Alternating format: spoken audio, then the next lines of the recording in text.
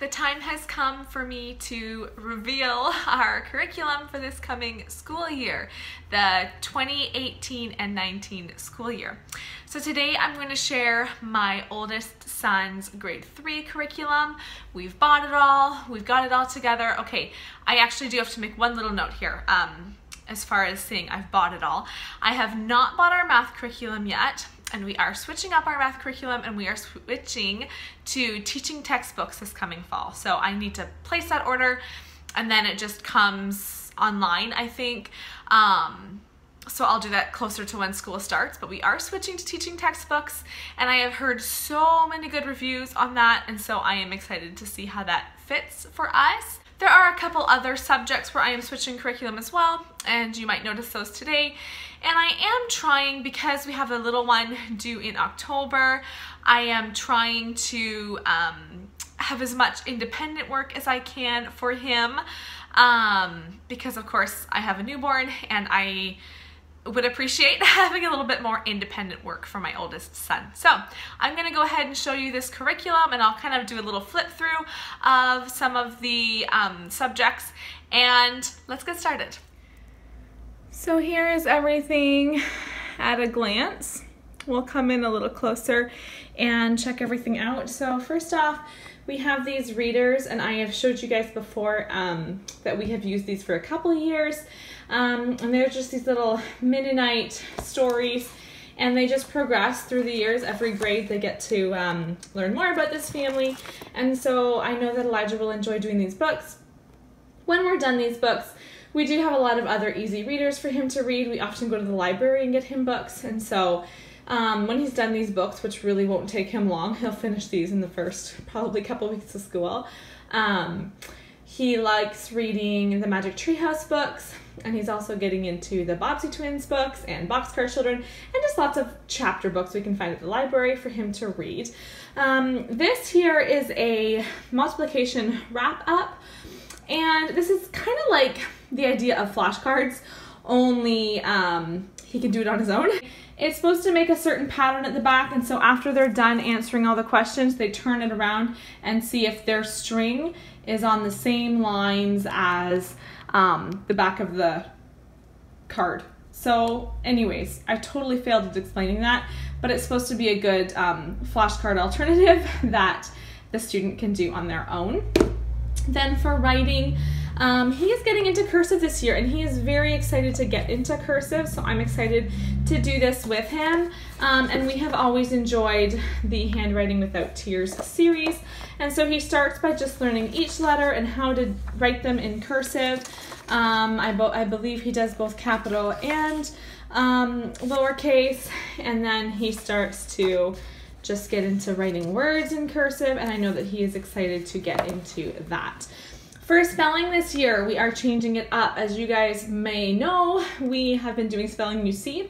It was working okay for us, but I was already kind of contemplating switching spelling curriculums, and then I found out that the grade 3 spelling UC book is all about like American history, because they always do like stories that they have to copy down, and like poems, just little passages they have to write out. And so this year is focused on American history. And of course we're Canadian and have nothing against learning American history, but to spend a whole year focusing on American history just isn't really necessary for us. And so that was just another reason I thought, perfect, let's switch it up.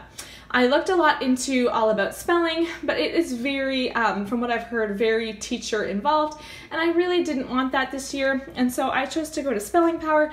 I did Spelling Power as a child. I was homeschooled, and I did Spelling Power, so it's kind of funny to open up this book and just remember parts of it. So basically, you're doing a placement test and finding out where they are in this book.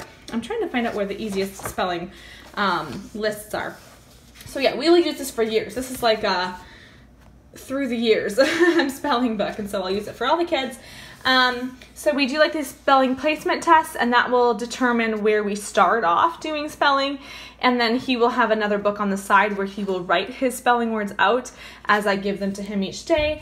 And then I believe each group of words he will work on for a week until he's mastered them, and then we work on to the next group the next week. So we're excited to try that out this fall. We are doing Story of the World once again. We did this in grade 1 and grade 2, and so now we're on volume 3 of Story of the World. And my kids really do enjoy listening to this. And then I also got the activity book this year. I've never done this before, but I am excited to get into that this year. So each day as I'm reading, they have something they could be doing. So whether it's looking more in depth into a map or doing a coloring page, there's a lot of stuff for them to do along with their history. So I don't know if we'll do that every single day we do history, but it will be nice to have that as an option. We're also starting to Explode the Code this year, which I think will be good just as phonics review for his reading and writing and spelling and all that. I don't know if I'm a little too ambitious getting books 3 and 4, but it doesn't hurt. We'll see how far we get this year. There's a lot of writing to do and reading and just a lot of phonics review. And it was a little bit tricky because this is our first year doing this to know actually where we should begin. But from looking into it, I think level 3 will be a good place for us to start. And then if we get that finished in time, we can go on to level 4. And if not, we will save that for next year. Geography this year, we've kind of been switching up geography curriculums each year. We haven't had one that we have just stuck with.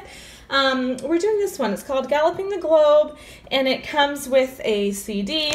And it's just a very basic geography introduction into a lot of different countries.